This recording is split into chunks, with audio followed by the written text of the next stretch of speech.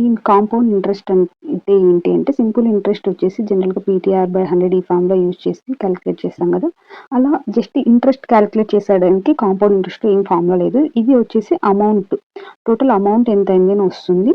ఇది total principal ఇందులో నుంచి చేస్తే సర్టన్ అమౌంట్ వస్తుంది. అందులో నుంచి ప్రిన్సిపల్ రిమూవ్ చేస్తే వచ్చేది కాంపౌండ్ ఇంట్రెస్ట్. ఇక్కడ ఒక స్మాల్ ఎగ్జాంపుల్ తీసుకొని చూద్దాం.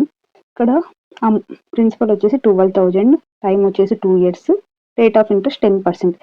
ఈ కాంపౌండ్ ఇంట్రెస్ట్ ఇచ్చిన క్వశ్చన్లోని compounded annually, compounded half yearly అలా ఇస్తారు. పర్ యానం అంటే కాంపౌండెడ్ యాన్యువల్లీ 1 yearకి ఇంట్రెస్ట్ క్యాలిక్యులేట్ చేస్తారు. ఓకే, ఇక్కడ 12,000 అన్నాం కదా. వితౌట్ ఫామ్లో ఒక ట్రిక్ చెప్తాను. 12,000 అనేది ప్రిన్సిపల్ అమౌంట్. ఈ 12,000లో సింపుల్ ఇంట్రెస్ట్ సేమ్ ఇదే దానికి సింపుల్ ఇంట్రెస్ట్ ఫస్ట్ క్యాలిక్యులేట్ చేసాం. 2 years 10% per annum.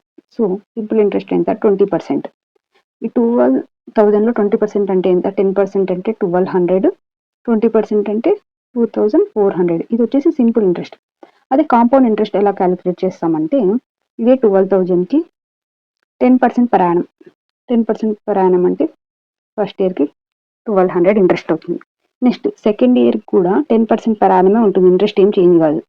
So same again 10% అంటే 1,200 ప్లస్ ఇక్కడ అడిషనల్గా ఏం యాడ్ అవుతుందంటే ఈ ఇంట్రెస్ట్కి కూడా అగైన్ ఇంట్రెస్ట్ యాడ్ అవుతుంది.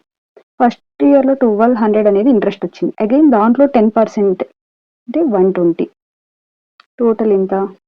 2,400 ప్లస్ 120,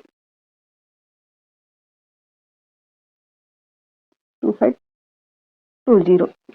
ఇది వచ్చేసి కాంపౌండ్ ఇంట్రెస్ట్. సింపుల్ ఇంట్రెస్ట్ అంటే జస్ట్ ఇది ఒక్కటే వస్తుంది, ఇంట్రెస్ట్కి అగైన్ ఇంట్రెస్ట్ యాడ్ అవ్వదు.